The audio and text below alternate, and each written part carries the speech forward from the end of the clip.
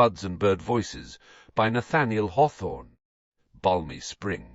Weeks later than we expected, and months later than we longed for her, comes at last to revive the moss on the roof and walls of our old mansion. She peeps brightly into my study window, inviting me to throw it open and create a summer atmosphere by the intermixture of her genial breath with the black and cheerless comfort of the stove. As the casement ascends, forth into infinite space fly the innumerable forms of thought or fancy that have kept me company in the retirement of this little chamber during the sluggish lapse of wintry weather. Visions, gay, grotesque, and sad, pictures of real life, tinted with nature's homely grey and russet, scenes in dreamland, bedizened with rainbow hues which faded before they were well laid on. All these may vanish now, and leave me to mould a fresh existence out of sunshine. Brooding meditation may flap her dusky wings and take her owl-like flight, blinking amid the cheerfulness of noontide. Such companions befit the season of frosted window, panes and crackling fires, when the blast howls through the black ash trees of our avenue, and the drifting snow storm chokes up the wood paths and fills the highway from stone wall to stone wall. In the spring and summer time all sombre thoughts should follow the winter northward with the sombre and thoughtful crows. The old paradisiacal economy of life is again in force. We live, not to think or to labour, but for the simple end of being happy. Nothing for the present hour is worthy of man's infinite capacity, save to imbibe the warm smile of heaven and sympathize with the reviving earth.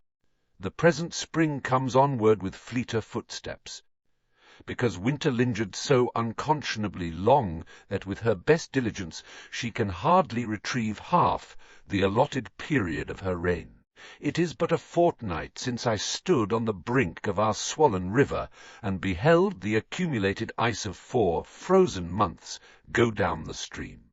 Except in streaks here and there upon the hillsides, the whole visible universe was then covered with deep snow, the nethermost layer of which had been deposited by an early December storm. It was a sight to make the beholder torpid, in the impossibility of imagining how this vast white napkin was to be removed from the face of the corpse, like whirled in less time than had been required to spread it there. But who can estimate the power of gentle influences, whether amid material desolation or the moral winter of man's heart?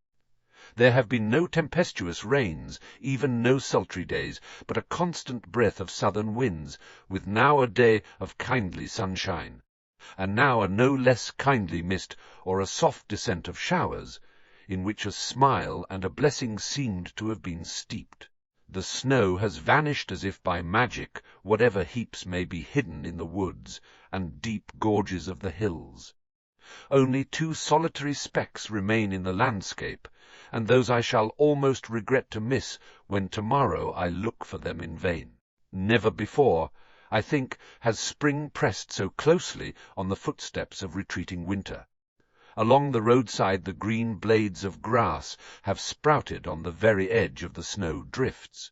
The pastures and mowing fields have not yet assumed a general aspect of verdure, but neither have they the cheerless, brown tint which they wear in latter autumn, when vegetation has entirely ceased. There is now a faint shadow of life gradually brightening into the warm reality.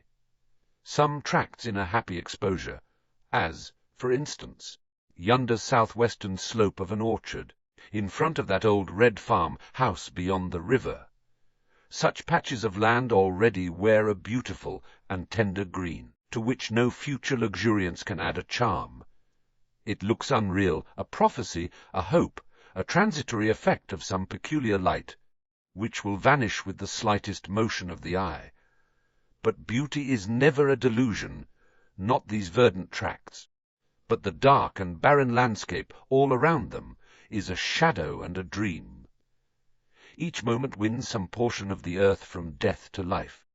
A sudden gleam of verdure brightens along the sunny slope of a bank which an instant ago was brown and bare. You you look again, and behold an apparition of green grass. The trees in our orchard and elsewhere are as yet naked, but already appear full of life and vegetable blood. It seems as if by one magic touch they might instantaneously burst into full foliage, and that the wind which now sighs through their naked branches might make sudden music amid innumerable leaves. The moss-grown willow, tree which for 40 years past has overshadowed these western windows, will be among the first to put on its green attire. There are some objections to the willow. It is not a dry and cleanly tree, and impresses the beholder with an association of slimness. No trees, I think, are perfectly agreeable as companions unless they have glossy leaves, dry bark, and a firm and hard texture of trunk and branches. But the willow is almost the earliest to gladden us with the promise and reality of beauty in its graceful and delicate foliage, and the last to scatter its yellow yet scarcely withered leaves upon the ground. All through the winter, too, its yellow twigs give it a sunny aspect, which is not without a cheering influence even in the greyest and gloomiest day. Beneath a clouded sky it faithfully remembers the sunshine. Our old house would lose a charm were the willow to be cut down, with its golden crown over the snow-covered roof, and its heap of summer verdure. The lilac shrubs under my study windows are likewise almost in leaf. In 2 or 3 days more I may put forth my hand and tuck the topmost bough in its freshest green. These lilacs are very aged, and have lost the luxuriant foliage of their prime. The heart, or the judgment, or the moral sense, or the taste is dissatisfied with their present aspect.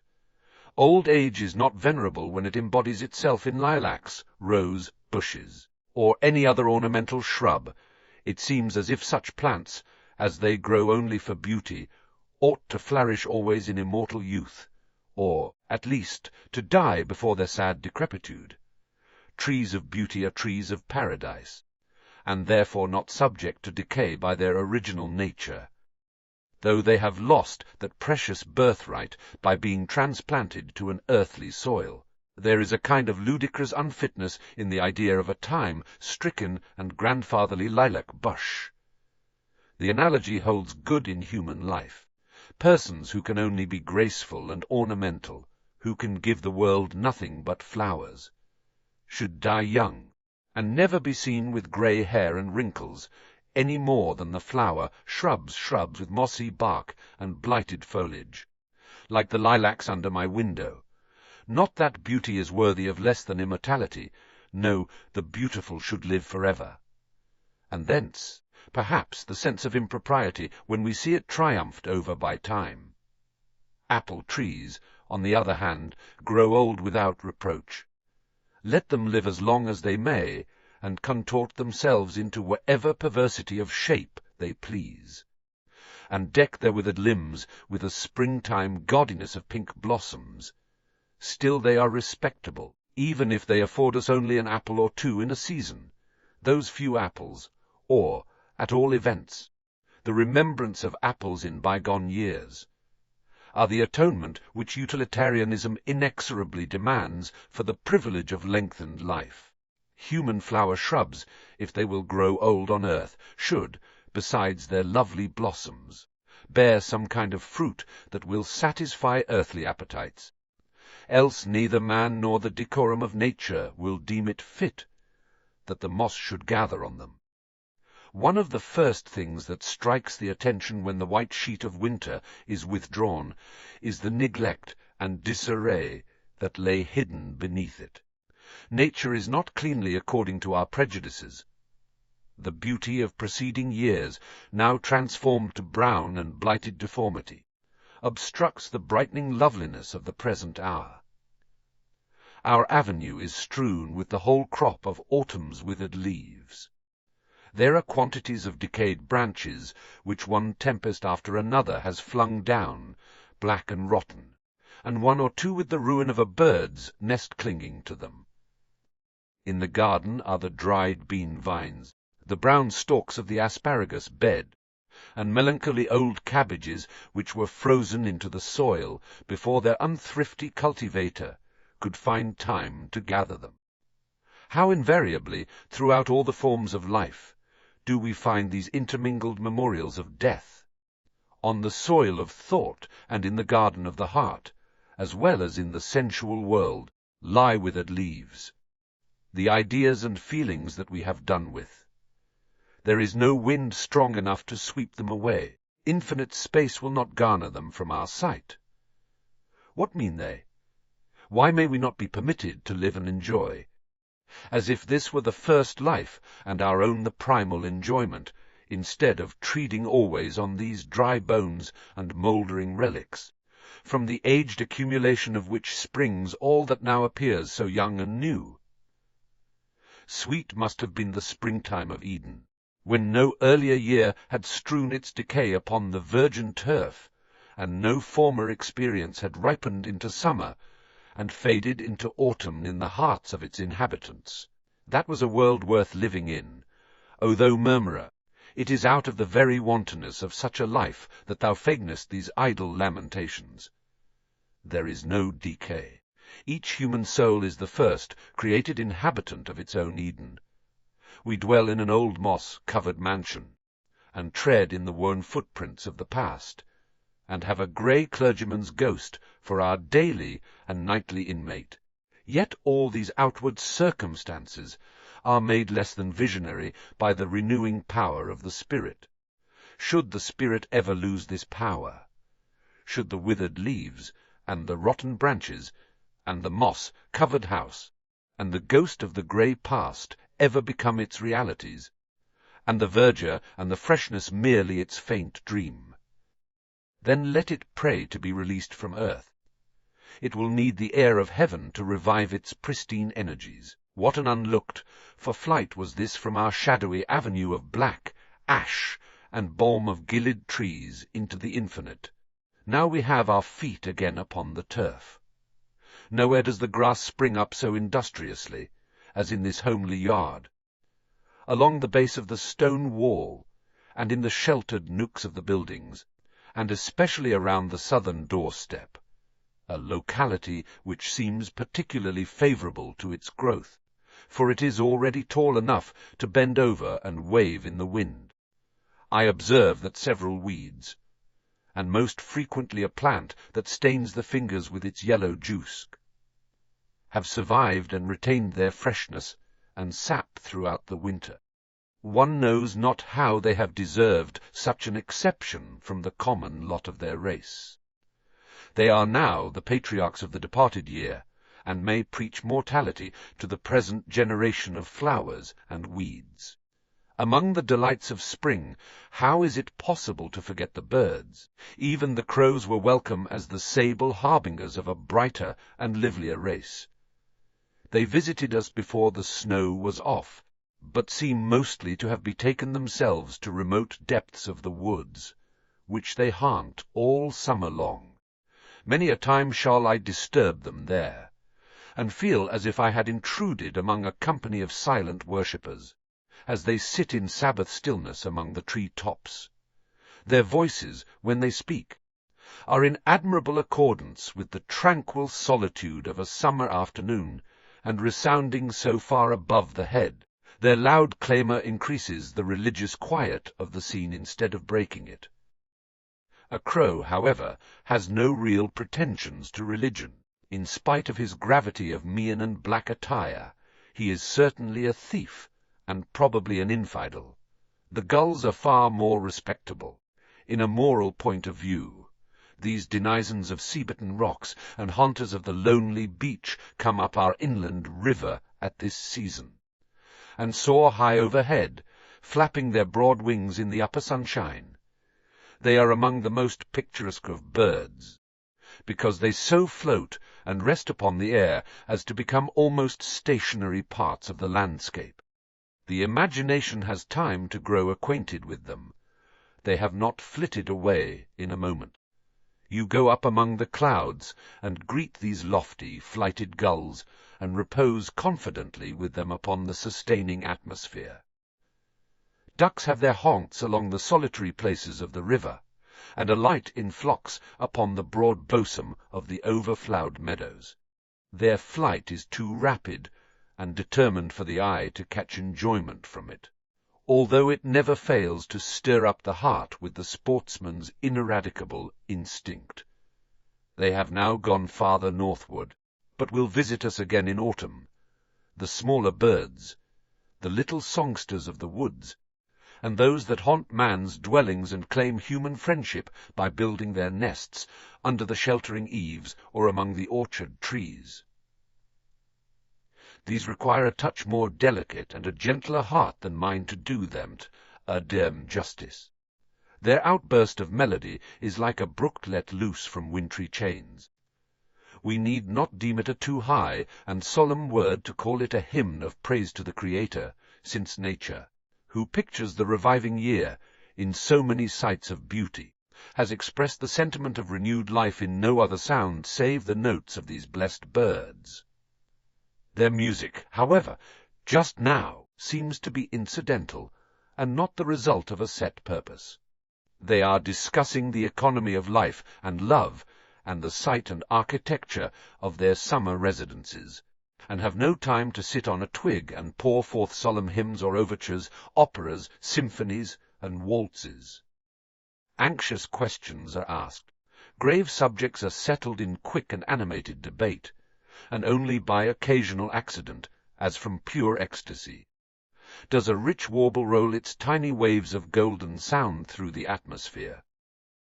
Their little bodies are as busy as their voices. They are all a constant flutter and restlessness, even when 2 or 3 retreat to a tree, top to hold counsel.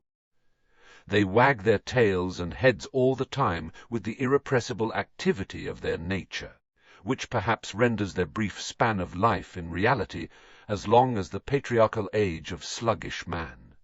The blackbirds, 3 species of which consort together, are the noisiest of all our feathered citizens, great companies of them, more than the famous 4 and 20 whom Mother Goose has immortalized, congregate in contiguous tree-tops and vociferate with all the clamour and confusion of a turbulent political meeting. Politics, certainly, must be the occasion of such tumultuous debates, but still, unlike all other politicians, they instill melody into their individual utterances and produce harmony as a general effect.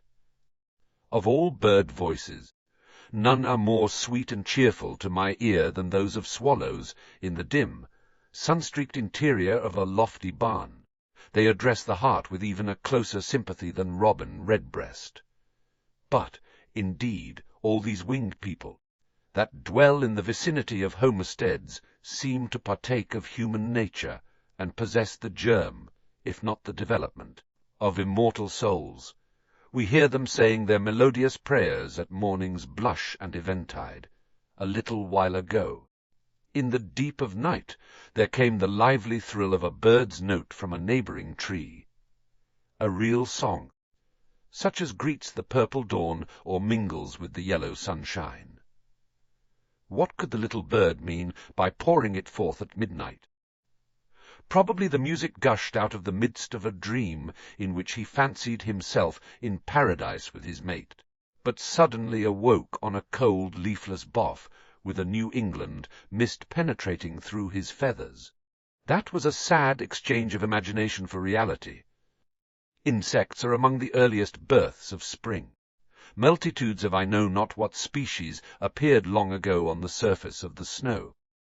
Clouds of them, almost too minute for sight, hover in a beam of sunshine and vanish, as if annihilated, when they pass into the shade. A mosquito has already been heard to sound the small horror of his bugle horn. Wasps infest the sunny windows of the house. A bee entered one of the chambers with a prophecy of flowers. Rare butterflies came before the snow was off, flaunting in the chill breeze, and looking forlorn and all astray, in spite of the magnificence of their dark velvet cloaks, with golden borders. The fields and wood paths have as yet few charms to entice the wanderer. In a walk, the other day, I found no violets, nor anemones, nor anything in the likeness of a flower. It was worthwhile, however, to ascend our opposite hill for the sake of gaining a general idea of the advance of spring, which I had hitherto been studying in its minute developments. The river lay around me in a semicircle, overflowing all the meadows which give it its Indian name, and offering a noble breadth to sparkle in the sunbeams. Along the hither shore a row of trees stood up to their knees in water, and afar off, on the surface of the stream, tufts of bushes thrust up their heads, as it were, to breathe. The most striking objects were great solitary trees here and there, with a mile-wide waste of water all around them. The curtailment of the trunk, by its immersion in the river, quite destroys the fair proportions of the tree, and thus makes us sensible of a regularity and propriety in the usual forms of nature. The flood of the present season, though it never amounts to a freshet on our quiet stream, has encroached farther upon the land than any previous one for at least a score of years. It has overflowed stone fences, and even rendered a portion of the highway navigable for boats. The waters, however, are now gradually subsiding, islands become annexed to the mainland, and other islands emerge, like new creations, from the watery waste. The scene supplies an admirable image of the receding of the Nile, except that there is no deposit of black slime, or of nose flood, only that there is a freshness and novelty in these recovered portions of the continent which give the impression of a world just made, rather than of one so polluted that a deluge had been requisite to purify it. These upspringing islands are the greenest spots in the landscape. The first gleam of sunlight suffices to cover them with verdure. Thank Providence for spring, the earth, and man himself, by sympathy with his birthplace, would be far other than we find them if life toiled wearily onward without this periodical infusion of the primal spirit. Will the world ever be so decayed that spring may not renew its greenness? Can man be so dismally age-stricken that no faintest sunshine of his youth may revisit him once a year? It is impossible. The moss on our time-worn mansion brightens into beauty. The good old pastor, who once dwelt here, renewed his prime, regained his boyhood, in the genial breezes of his 90th spring. Alas for the worn and heavy soul, if, whether in youth or age, it have outlived its privilege of springtime sprightliness. From such a soul the world must hope no reformation of its evil, no sympathy with the lofty faith and gallant struggles of those who contend in its behalf. Summer works in the present, and thinks not of the future. Autumn is a rich conservative. Winter has utterly lost its faith, and clings tremulously to the remembrance of what has been.